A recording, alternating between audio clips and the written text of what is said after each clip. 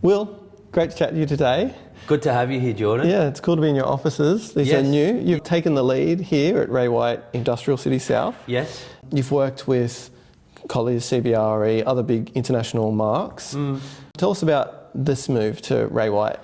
Well, look, as you said, I was at Colliers and CBRE for a great period of time in the South Sydney market. Yep. And it was always a goal for me to set up my own business and create a good team. And one day I woke up and I thought, you know what, this was after COVID, and I was thinking, you know what, it's probably a good time to, give it a shot. Yep. And I was obviously speaking to a couple of the Ray White guys and other various people, and then I ultimately decided to make the move, and I haven't looked back since. Great. Take me through a typical day, like, at your level now in your experience in the industry. What's a typical day look like?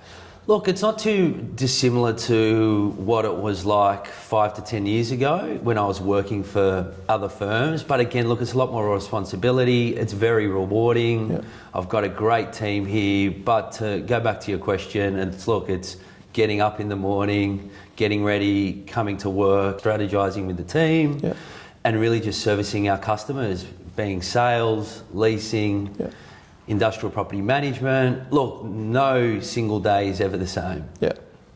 What are your favourite parts of doing the job day to day? Favourite parts of the day is turning up to the office, working with my team, obviously doing deals, ringing the bell in the background. Like, it's all about having a good time and really seeing customers get satisfied with our work. It's cool. So you've recently brought on Costa and Marcus over with you pretty early when you got here. Yeah, so I first started, I was one out when I took the plunge. Thankfully, I was speaking to Marcus and Costa, so they joined probably like 3 or 4 months after the company was set up. Okay. And then most recently we've got James Warner, we've got Liam Regan and Samantha Mannix who have joined. So we're a team of 6 now. We're quite comfortable in terms of the size, and we have a good cross-section of the market to service our customers. You've explained some good team growth there pretty quickly. What are you looking for when you are building a team? Like, what are the non-negotiables when you're considering your people that you want to work with? Look, I think obviously they've got to have very good people skills. Yeah. They've got to have a good work ethic, good people skills, and really thrive in a team environment. Yeah, just go-getters, ambitious. Yeah. Love turning up to work, can handle rejections, very important. Like in our job, we get rejected all the time. Yeah. So having thick skin and ultimately being a genuine and good person. Yeah. That's the most important thing. And good ethics is very important for us. Do you have any specific ways you look for someone's ethics? Like, I think particularly in what we do as well, there's things I know in our photography company that there's skills you can teach, right? But we look to hire for the people that kind of understand how the relationships we want to build, how we want to relate to people like you. And those things are harder to teach. Do you have any kind of parallels in what, in your team building? Like, what are the things, I guess, are you thinking about what can I teach and what can't I teach? That's a good question, Jordan. Look, a lot of it can't really be taught, in my belief. I think it's instilled in the person and the human being. Look, I think you can kind of go through and work out who's a good egg and who's a bad egg. I don't know if there's I don't know if you can explain it on camera, but look, you can generally read the person, and it's not what they say, it's how they act.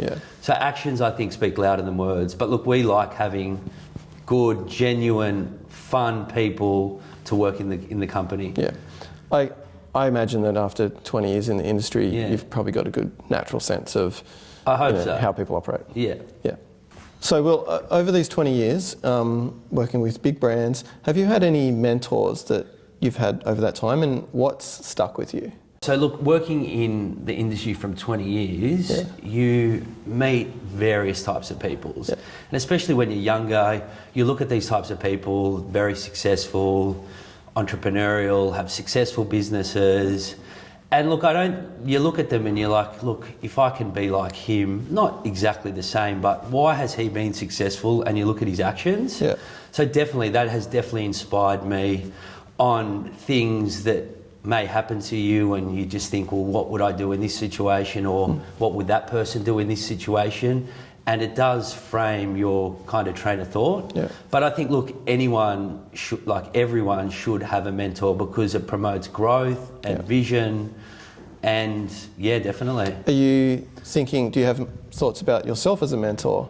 Look, I haven't thought about that yet, but I hope, you don't have to explain to someone or say, look, I'm your mentor. But like through other legacy firms that I've worked with, they did promote mentor courses, and I think that was very good because it gets the younger generation that are coming up in the industry to learn best practice and become better agents or operators. Yeah, I feel like new people and younger generations coming through and doing this work, they'll have lots of like kind of new approaches that are kind of will break the rules, but I always found with these things you got to learn the rules to know which ones to break. It's better by the younger generation just observing, like a bit like the soccer, we're watching the World Cup now and you see like the players that are immortals such as Messi and Ronaldo, and it's amazing to see like all these new raw talent just acknowledging how good they are and how they've shaped their careers. So I don't think that's too dissimilar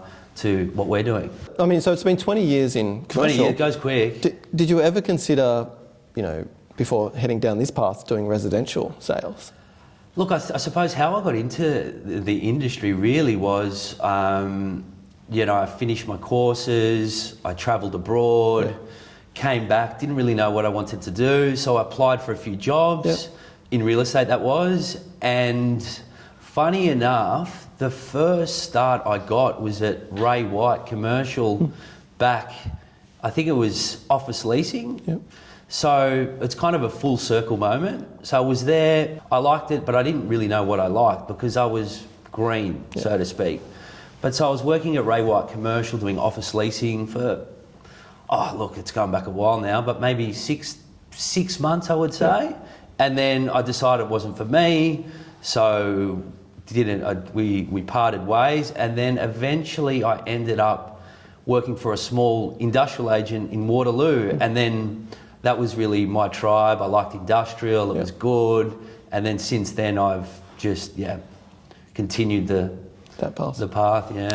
So South Sydney Industrial, which is essentially the space that you've opened up here for Ray White. Correct. That didn't really have a presence in this area, is it industrial? Oh, well, this market's very competitive. So you've got like the major brands, you've got a few small boutiques, and then there's a couple of other Ray White brands in the vicinity, but no one that really has a focus of industrial and commercial. It is one of the hottest markets in the world, really, comparatively. Do you think that you would operate, and it's not just Ray White you've been operating it for 20 years. Do you think you would operate differently in a calmer setting, in a different suburb or in a regional area? Look, I think in real estate, it's always competitive. There's always things going on. You're dealing with people's emotions, their livelihood, their business. Everyone that you're dealing with, you've got to pretty much solve their problem or give them a solution. So I think, it's... I wouldn't want to really work in any other environment because then it just becomes passive and you're better off becoming working some administrative role or doing something different that's less, less, not stressful I think, but more, not the word mundane, but... just a bit calmer. Exactly. Sure. So if you weren't doing this, I mean obviously this is kind of, you've fallen into this path quite naturally and you've seen that that's where your passion is and you got to learn that pretty early. If you weren't doing this though, is there a different type of industry you could see yourself in? I've thought about it, but I haven't really. I just think it's just inbuilt in me now. Over 20 years, you don't really know anything better. But look, if there was another field, I like dealing with, obviously, and this is a byproduct and working in, for commercial, industrial landlords, potentially would be like building.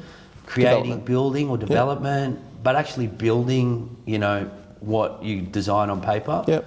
But again, look, that takes years of refining and study. But yeah, probably being a builder or builder developer would probably be good. Which is still just an extension of the thing Correct. that you've become really passionate about. Correct. But originally, I remember when I was at school, like, I had no idea I wanted to do real estate. I think I wanted to become a pilot. And then I was like, okay, that's a lot of hours, a lot of time away. Yeah. And then, yeah, when I finished school, I had really no idea what I wanted to do. It was the same for me, actually. Yeah. So, and then real estate, look, people skills, people person, there's no real cap on how much you can earn. What you put in is what you get out. Yeah. So it made sense. Yeah, great. So, Will, there's a couple of questions that I like to ask at the end of each interview. So firstly, off the market, what's something that you're seeing in the real estate world that you would like to not see? I think it would be agents telling owners what they want to hear rather than the reality. Okay. I suppose when the market gets very competitive and there's less stock, there's a big competition for business.